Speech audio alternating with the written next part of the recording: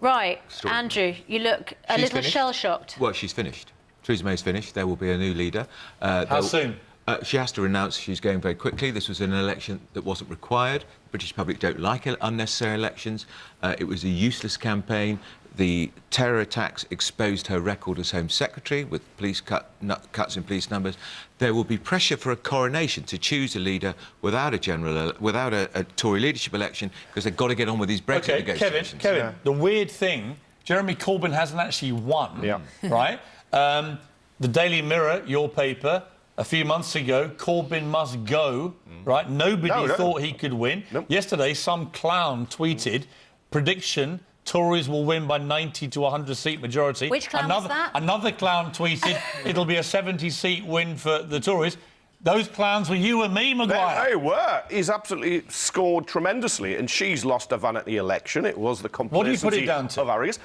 I think what's happened is UKIP voters haven't all gone to the Tories, as she was banking on. He has energised young people, those working-class traditional Labour voters who thought of going over to her, in the end couldn't stomach it, not least over what she's doing to pensioners and on social care. And he gave a message of hope while she was all about fear. Well, Andrew, for instance, I mean, Jeremy Corbyn seems to have galvanised the youth vote. We often castigate young people for not voting. It appears that he may have actually got that vote signed up and out. Meanwhile, Theresa May took completely for granted the older vote and actually gave them a bit of a poke in the eye, and I wonder whether they've given her a poke in the eye back. I don't think she gave him a poke in the eye. She punched him in the face with the social care policy, where they had to spend every penny until they only had £100,000 left. That was a big problem, and I think people underestimated when Jeremy Corbyn said a Labour government would abolish university tuition fees. It was a huge clarion call to young people, and they turned out. Well, I tell you what, my 19-year-old son, middle boy, is a drama student. He said, "Dad, I'm going down to Tooting. I'm voting Corbyn." There we are. He said, because he's on the side of the students. My driver this morning, regular driver, Gordon, lovely chap, said one word about Corbyn. He said, one word you should use today: perseverance. And Kevin, very interesting to me watching the parallel. The one parallel I think really works, or two actually, between the Trump campaign and his very unlikely win and what's happened with Corbyn. One is that, like Trump, he went to homeland areas. So the optics were always Corbyn with lots of cheering people in big numbers. Like Trump. Rallies. He sort of gave the optics were always of a risingly popular guy.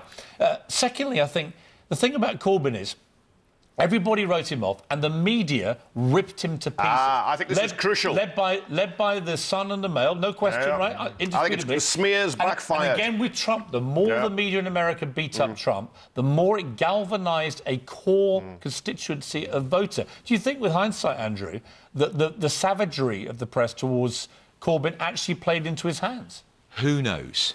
Who knows? I think the real reason Jeremy Corbyn is almost in number 10 is because the Tories fought an absolutely useless, negative campaign. There was no cheer, there was nothing to... there was no retail policy. Theresa May talking about strong and stable leadership, and she couldn't turn up to the leadership debate. Disaster. She was a massive bottler. She never came on this show. No. She did 5 minutes on Channel 4 News the whole campaign. She never went on Jeremy Vine's show. She did not face up to any of the big confrontations. She said she was strong and stable, then she was weak and wobbly, and she finished up sly and slippery. But I think people just cotton on, though. Those smears backfired. Hang on there.